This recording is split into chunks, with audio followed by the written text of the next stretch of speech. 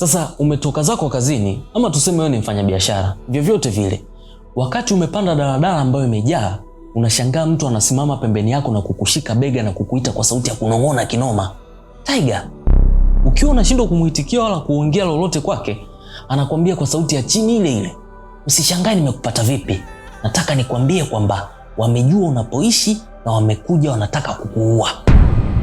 Hapa sasa kusikia unataka kuuawa, unatoa macho na kumuuliza, wewe umenifananisha au? Mtu aliyesimama pembeni yako anaanza kucheka, alafu anaongea huko anasogea nyuma kidogo. Baada ya dakika moja, nitaruka nje ya gari. Nifuate. Utaruka na wewe pia kama unataka usife, kwa sababu waliotumwa kukuua wapo humu ndani ya gari. Ngoja nirudie tena kwa haraka zaidi ili uweze kunielewa. Umepanda daladala, umetoka zako kazini. Punde anakuja mtu pembeni yako, anakuita kwa jina la ajabu ambalo hujawahi hata kujisikia. Hata shule ya msingi hujawahi kujiita Tiger. Alafu anakuambia usishangae nimekupata vipi. Nataka nikwambie kwamba wameshajua unapoishi na wamekuja wanataka kukuua. Unamuuliza umenifananisha au? Yeye anakujibu, baada ya dakika moja nitaruka kutokea dirishani, kuruka nje ya gari. Inabidi unifuate. Kwa maana ya kwamba na wewe itabidi uruke kutokea dirishani mzee. Utoke dirishani gari ikiwa ipo kwenye mwendo. Anasisitiza kwamba unatakiwa kufanya hivyo kwa sababu waliotumwa kukuua wapo humo ndani ya gari. Hey!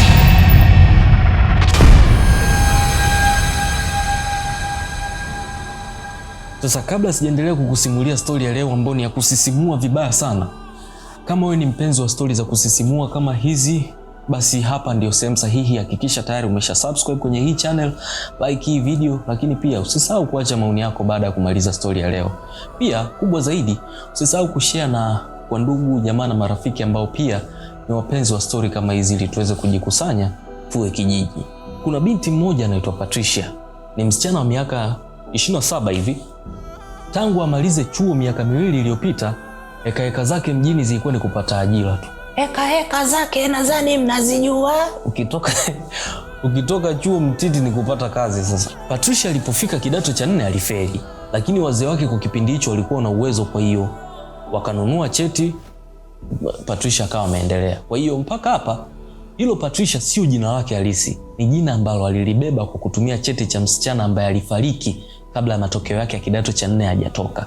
Jina lake halisi ni Sandra. Lakini kwa sasa wacha tubaki tu kwa Patricia ili tusije tukajichanganya. Wakati anaingia chuo kikuu kwa siku ya kwanza kabisa, Patricia alikuwa anaamini akihitimu tu anakwenda ofisini moja kwa moja. Alikuwa na uhakika huo kwa sababu baba yake mzazi alikuwa ni mkurugenzi wa bodi mojawapo ambao ni nyeti mno serikalini. Lakini pia mama yake anamiliki kampuni kubwa sana ya uuzaji wa magari. Yaani kiufupi, huyu Patricia alikuwa amepelekwa shule ili akatoe ujinga tu, sio akapambane eti ukombozi wa kiuchumi kama sisi tunavyokuaga tunafanya. Nyumbani mambo alikuwa tayari yako vizuri sana. Ila Waswahili wana msemo wao maarufu unasema, wakati wewe unapanga yako, Mungu naye ana yake anakupangia, au tayari ameshapanga. Patricia alijikuta anapitia wakati mgumu sana kwenye maisha yake baada ya kuwapoteza wazazi wake wote wawili ambao walipata ajali mbaya sana walivyokuwa safarini. Hiyo ni kipindi huko chuoni, mwaka wa 2 hiyo mzee wa kazi. Kilikuwa ni kipindi kizito mno kwake kwa sababu licha ya maumivu yote, miezi michache tu baada ya mazishi, ndugu vijipu uchungu wakaanza kuibuka kusikojulikana. Mzee wa kazi wote wanazitaka mali, sio upande wa baba, sio upande wa mama. Kila upande uliibuka mchu ambao hawakuwa na huruma na mali za yatima. Mara kaja baba mkubwa kachomoa hela benki, mara mjomba kaenda kuuza kiwanja Kigamboni huko. Kwa sababu Patricia ndo alikuwa dada mkubwa, huko akiwa na mdogo wake mmoja ambaye bado alikuwa hajamaliza shule ya msingi. Maskini msichana wa watu hakuwa na lolote la kujitetea. Mwishowe mali nyingi mno zikapotea. Baada ya kila ndugu kuchomoa kila sehemu kuchomoa anachotaka, walichokuwa wamewaachia ni nyumba ile ambayo waliokuwa wanaishi na pesa kidogo ambazo zilikuwa kwenye akaunti ya siri. Ni kidogo kulinganisha na zile ambazo zilikuwepo, ambazo tayari nyingine zimeshachomolewa. Ila ni nyingi kwa macho yetu sisi maskini. Ukiziangalia zilikuwa kama milioni 70 hivi. Hizi zilisaidia kuendesha maisha na gharama za vyakula na hata kulipia ada.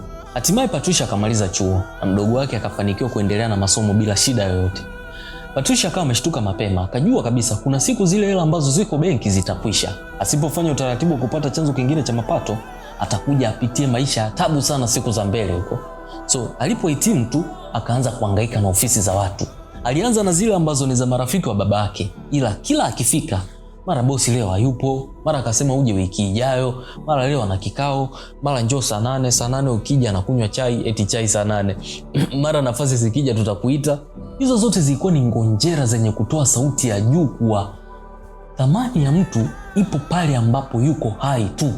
Akiondoka, anaondoka na upendo wake pamoja na heshima yake na kila kitu chake. Patricia aliendelea kusambaza CV kwenye ofisi tofauti tofauti. Paka miaka 2 ikapita bila mafanikio. Na kwa sababu alikuwa na akili kubwa ya kubana matumizi kulingana na hali yake, huyu msichana akawa na bajeti kali mno. Kwanza usafiri wake ukawa ni daladala. Akawa anapanda daladala tu kwenye mizunguko yake yote. Sasa siku hiyo alikuwa ametoka kwenye interview ya kazi mojawapo. Akiwa amechoka kinoma, alipanda daladala, akawa amekosa siti, akasimama na kushikilia bomba la juu hivi.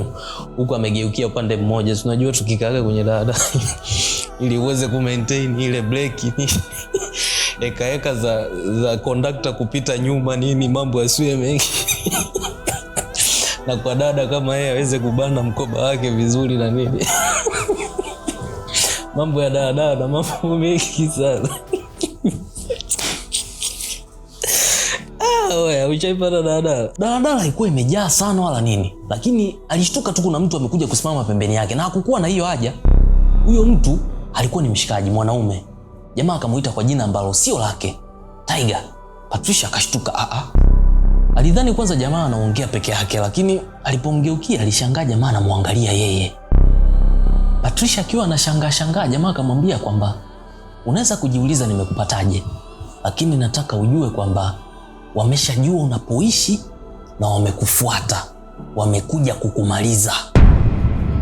Patricia akashtuka akamwambia jamaa kwa ustaarabu na uoga wa mbali ukiwa umemuingia, lakini mimi sio Tiger. Jamaa kusikiliza kujitetea kwake, akamwambia kitu kingine cha utata zaidi. Baada ya dakika 1 nitaruka kutokea dirishani, na wewe naomba ufanye hivyo hivyo. Ruka, wauaji wapo humu ndani ya gari. Patricia akaona sasa hapa huenda yuko na mwenda wazimu. Niruke tena dirishani? Ikabidi asogee mbali, akatoa simu yake azugie. Alikuwa na hata issue nayo. Ameshajiwekea kabisa hesabu kichwani, huyu mshenzi akinisogelea tena hapa mimi napiga kelele, anataka kunibaka.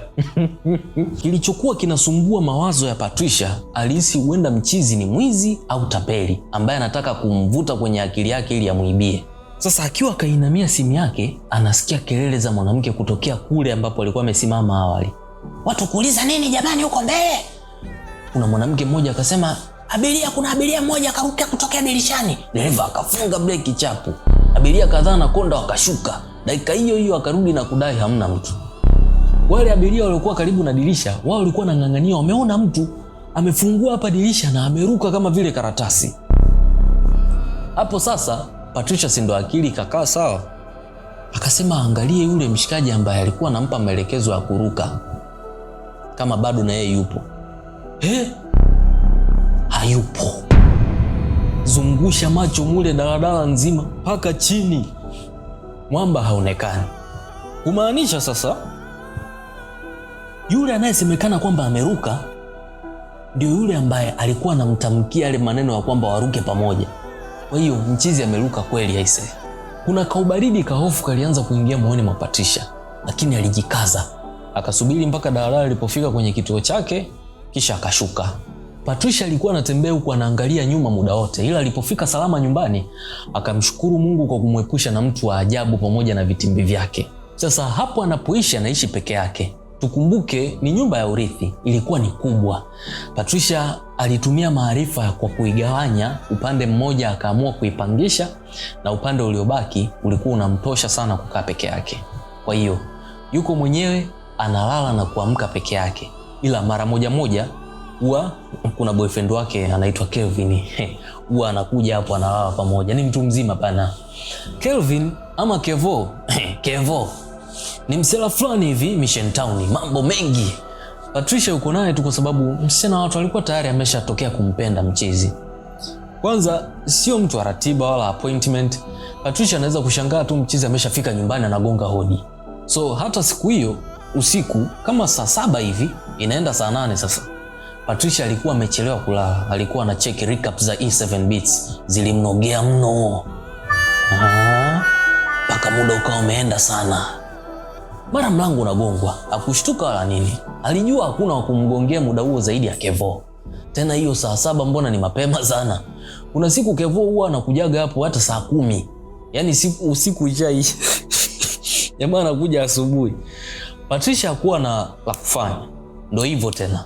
Kipenda roho utafanyeje, ushapenda mwehu. Huo ndio upendo wa kweli sasa.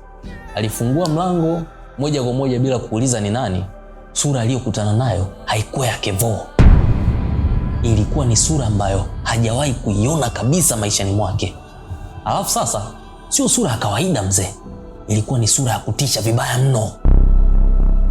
Nikisema kutisha, kuna watu wanaweza kudhani labda naongelea sura ya shetani hivi au jini. Hapana. Huyu alikuwa ni binadamu wa kawaida tu, ila amepanda hewani kinoma. Mrefu kishenzi, mweusi. Alafu pale alipokuwa amesimama alikuwa amepiga bonge moja la koti jeusi. Patricia alishikwa shingo hivi, akakabwa, akainuliwa juu, afu akatupwa ndani huko kwa nguvu. Kule akaangukia mgongo binti wa watu. Akaanza kulia, anapiga kelele, maskini anatafuta msaada. Ile lijitu kuona msichana sasa anataka kutoa sauti zaidi, likaingia ndani kwa haraka, afu likamwahi sauti isije ikaenda mbali, likamziba mdomo. Likamshika tena, afu likamweka roba ambao ya maana. Ili shenzi linakaba mwanamke linapiga roba. Patricia tena nguvu ya kupiga kelele akawa hana. Anapambania tu, analia, anapambania tu kupata pumzi. Lakini baada ya muda mfupi tu akasikia chwa. Afu ile jitu likapiga kelele ukunga mmoja tu. Mikono ambayo ilikuwa imeizunguka shingo ya Patricia ikaanza kuwa kama inalegea hivi. Muda huo huo kitu kizito cha moto akaanza kusikia kinatua na kuchuruzika kichwani mwake mpaka usoni. Afu ni kama ule mtu aliyemkaba alikuwa anagugumia hivi. Patricia si ndo akasema ainue uso wake sasa angalie ni nini kinaendelea. Anakuta lile jamaa limekitwa panga la shingo, na kilichokuwa kinamwagika mzee wa kazi ni damu. Hajawahi kuona kitu cha kikatili namna hiyo kinafanyika mbele ya macho yake, tena nyumbani kwao. Mwili ukamuisha nguvu, fahamu zikakimbia zinakojua yani fahamu waga zinaendaga wapi. Patricia akaanguka na kuzimia. Akili inakuja kumrudia, amelazwa chali. Mazingira aliyopo hayaelewi. Mwanzo alikuwa atambui ni kitu gani, lakini taratibu akaanza kupata kumbukumbu za tukio la mwisho. Picha ya mtu wa mwisho kumuona pia ikaja taratibu kwenye fahamu zake. Haikuwa ya lile jitu. Ilikuwa ni sura ya kijana ambaye aliwahi kumuona kabla ya tukio.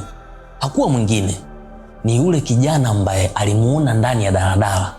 Jamaa kuona Patricia ameamka, akamsogelea akamuuliza, "Umezinduka?"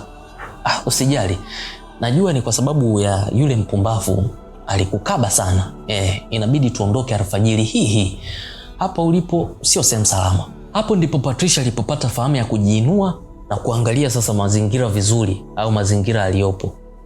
Kwa mara nyingine ni nyumbani kwake bana. Binti wa watu alikuwa haelewi dunia inataka imuingize kwenye majanga gani. Muda mwingine alitaka aanze kuhisi kama kile kilichotokea ni ndoto tu. Kwa upole ilibidi amuulize ule mchizi, "Kwani wewe ni nani?" Jamaa akacheka sana, alafu akamjibu Patricia, "Niliambiwa ninayekuja kumlinda ni muuaji bora sana, anayejua kublendi na maisha ya kawaida. Niliwahi pia kusikia habari zako. Kiukweli hakuna uongo, wewe ni fundi kwenye hilo." Jamaa akisema kublendi anamaanisha ule uwezo wa mtu ambaye ana maisha tofauti, labda tuseme mhalifu, jasusi au mpelelezi, kujichanganya na maisha ya kawaida pamoja na watu wa kawaida kiasi cha kuonekana yeye naye ni mtu wa kawaida tu. Kwa hiyo mchizi yeye alikuwa na picha nyingine kabisa kuhusu Patricia. Sio huyu Patricia ambaye tayari tumeshamfahamu sisi toka mwanzo. Sasa huyu jamaa anamjua Patricia gani na amemfikiaje huyu Patricia wetu ambaye tunamjua? Tupate picha kamili. Sasa kwenye ulimwengu ambao tunaishi mimi na wewe, mfumo umetukaririsha kwamba namna sahihi ya kuishi ni kama tu swala na swala wanavyoishi porini.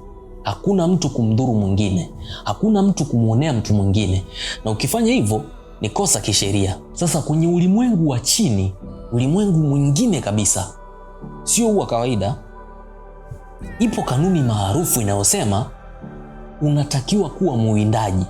Usipowinda unawindwa wewe. Kwenye huu ulimwengu sasa ndo unakutana na madoni. Watu wana hela kishenzi mpaka hawajui hata wana kiasi gani. Yaani wameshaondoka kwenye level za kiasi. Mimi na wewe tukiweka milioni 10 benki kila saa tunakuwa tunazichungulia kama vile tumebandika maharage. Ukisikia skendo tu kuhusu benki fulani, kumbe jamani washenzi kiasi hicho, mimi nahamisha hela. Umaskini mbaya jamani. Huko watu wana mabilioni, lakini wana miaka na mikaka hawajayagusa mzee. Hizi pesa bana huwa hazipati kwa njia halali pekee. Wananyang'anya na kudhulumu. Kwa hiyo kwenye kufanya hiyo michezo huwa wanatengeneza maadui baina yao kwa wao. Na hapo ndo kunaanza sasa huo mchezo wa kuindana. Nani wa kwanza kumwahi mwenzake? Hiyo kazi ya kuuana hawawezi kufanya wenyewe. Huwa wanakuwa wanakodi wauaji waliosomea na wanaoifahamu hiyo kazi. Sasa yupo muuaji ambaye hakuna aliyewahi kuiona sura yake kwa sababu kazi zake zote huwa anafanya huku kavaa maski. Ni muuaji ambaye hajawahi kufeli kazi yake hata moja. Ulaya, Asia, Marekani, kote huko akipewa shabaha kwenda kuimaliza, mara moja anaifanikisha. Hakuna aliyewahi kujua huyo muuaji wa kike anatokea nchi gani kwa sababu taarifa zake hazijawahi kuonekana popote. Lakini pia hana bosi mmoja. Yeye anapiga kazi kulingana na ukubwa wa maslahi. Leo anaweza akakutii wewe na akaenda kutekeleza kazi yako sehemu. Kesho kwa mtu mwingine akipewa pesa nzuri anakuja kukuua na wewe. Anafahamika kama Tiger. Ukilitaja hilo jina kwa wauaji wa kidunia, lazima wakupe sifa zake. Sasa kijana Alphonse, yeye pia ni miongoni mwa watu wanaofanya kazi ya mauaji ya kukodiwa. Wana tovuti yao wenyewe, ipo kwenye dark web. Nikisema dark web, namaanisha mtandao wa siri ambao sio huu wa kawaida. Huko unaendelea kila kitu ambacho kikiposti kwenye huu mtandao wa kawaida, dakika 2 tu polisi wanakuwa mlangoni kwako. FBI open up.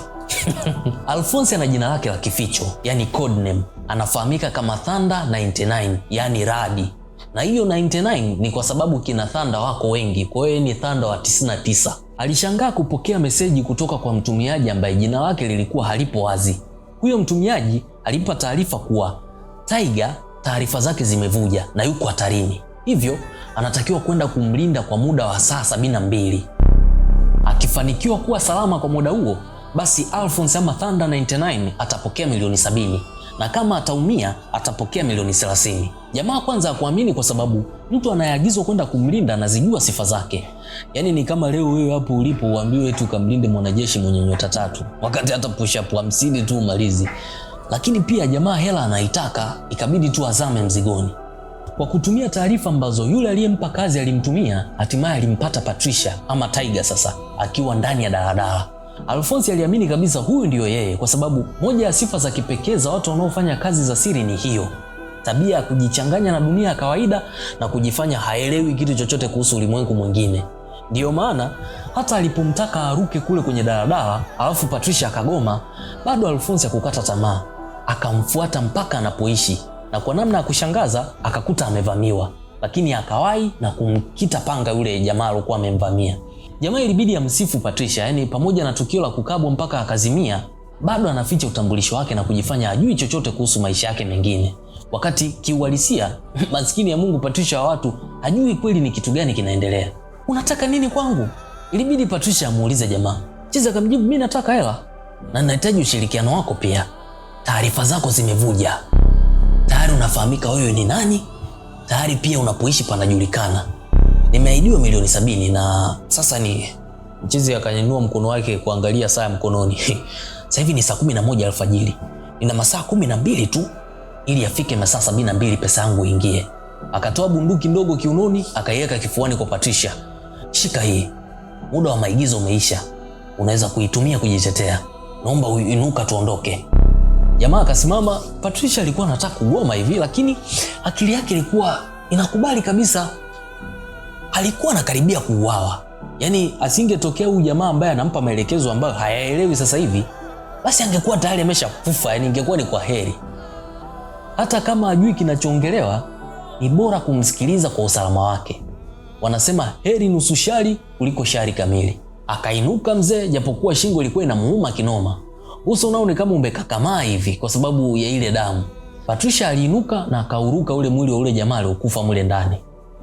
Muda huo mawazo kichwani mwake anarukaruka tu, yani kavurugwa binti wa watu mzee. Nyumba ilikuwa ni yake, lakini alikuwa anatembea huku anatetemeka kama vile ni mwizi. Wakatoka nje, kulikuwa kuna gari nyeusi ambayo imepakiwa. Jamaa akamfungulia mlango msichana akaingia, yeye akaingia kwenye siti ya dereva, wakasepa. Patricia hata uwezo wa kuuliza wanakwenda wapi alikuwa hana. Ni kama vile alikuwa ameshakata tamaa ya kila kitu yani. Unadhani sasa gari yenyewe lilifika mbali mzee? Wanakatiza tu mitaa miwili mitatu wakazuiwa. Gari mbili, moja mbele nyingine nyuma. Wakashuka, watu wana mitutu, wameziba sura zao, wako serious kishenzi. Ile mitutu wameielekezea kwenye gari ambao Patricia na mwokozi wake wapo katikati. Ilibidi Alphonse amtulize Patricia. Tulia, usishuke mpaka nikwambie ushuke. Jamaa akaichukua ile bastola ambayo alimpa Patricia na akaiweka kiunoni kwake. Akafungua mlango wake na kushuka huku akiwa amenyoosha mikono juu. Yote hao Patricia anayatazama huku akiwa yuko siti ya nyuma hapo, kainama hivi anatetemeka kishenzi. Hayo mambo alikuwaga anayaona tu kwenye movie za 7 Beats mzee wa kazi. Yule jamaa aliyeshuka kwa nadhani alichukua muda basi. Sekunde mbili tu mzee, njugu risasi zilimiminika kama mvua. Patricia kuweza kuangalia tena, akainama chini zaidi. Aliendelea tu kusikia risasi zinamiminika huko nje. Zililia kama dakika 3 hivi alafu zikatulia. Alafu sasa akasikia mlango wa gari unafunguliwa. Hapo sasa alichokuwa nasubiria ni kifo tu. Lakini alishangaa hakuna kinachofanyika zaidi ya gari kuwashwa, likarudishwa nyuma kwa kasi afu ikapigwa kona kali, kaanza kutoka nduki. Patricia ikabidi ajikaze mno. Ndo akainua uso wake kidogo. Akaona mgongo tu wa mwanamke ndo yuko busy anaendesha gari, ni kunyonga tu. Yule dada anaendesha gari akawa anaongea bila kugeuka. We Sandra, jina langu naitwa Patricia. Ulichukua cheti changu cha form 4. Mimi nilikufa. Patricia kusikia hivyo, nywi. Akasema mtume, wenda zile risasi zimenipata. Sasa nimesha kufa na nimeanza kukutana na mizimu sasa. Anayeendesha gari aliendelea kusema, sikufa. Nchi yangu iliniua ili nikalitumikie jeshi. Nafanya kazi kama muuaji kwa wahalifu, muuaji wa kukodiwa. Lakini kiundani kabisa, mimi ni jasusi. Hawa uliowaona wanakutafuta, hawa ni watu wa dunia yangu. Taarifa zangu zimevuja, wananitafuta. Taarifa ambazo wewe unazitumia. Kwa hiyo automatically wanakutafuta wewe. Nilimwagiza mtu akulinde ili niweze kukulinda nikiwa mbali.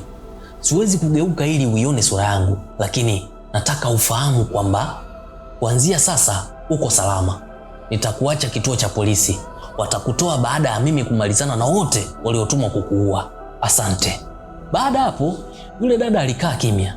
Unaambiwa Patricia feki kule nyuma alibaki anameza tu mate. Kila akijaribu kuongea neno alikai mdomoni mwake.